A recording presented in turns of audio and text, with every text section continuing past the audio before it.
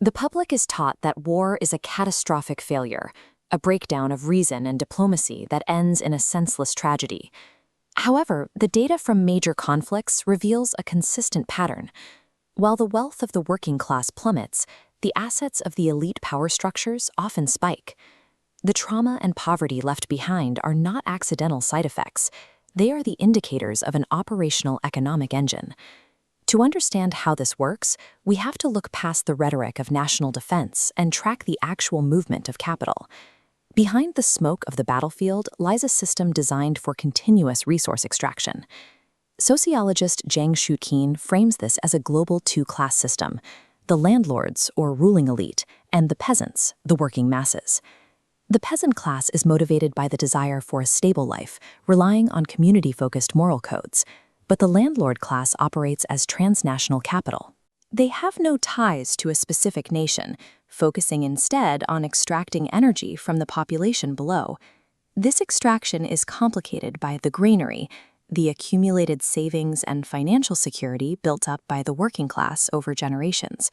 When the granary is full, the working class achieves stability, reducing their labor.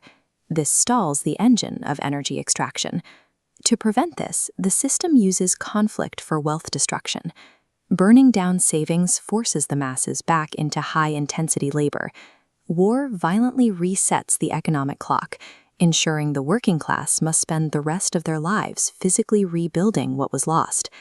But how do you convince peaceful people to participate in the destruction of their own resources? It requires specific psychological bypasses.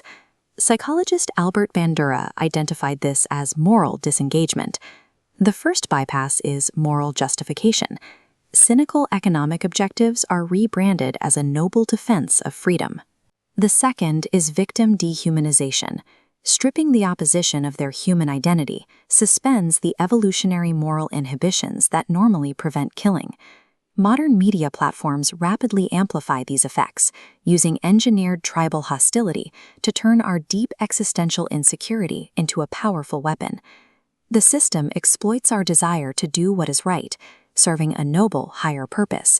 But in stark, cold reality, they are providing the labor for a process that ensures their continued financial dependence. We are often presented with a horizontal conflict between rival nations, but when we rotate the model, we see the true structure, a vertical extraction of resources from the working classes of both sides. Unless this architecture is recognized, the cycle of accumulation and destruction will repeat. The next time a conflict is presented as an unavoidable moral necessity, ignore the flags. Look at who is losing their savings, and look at who is providing the capital to rebuild.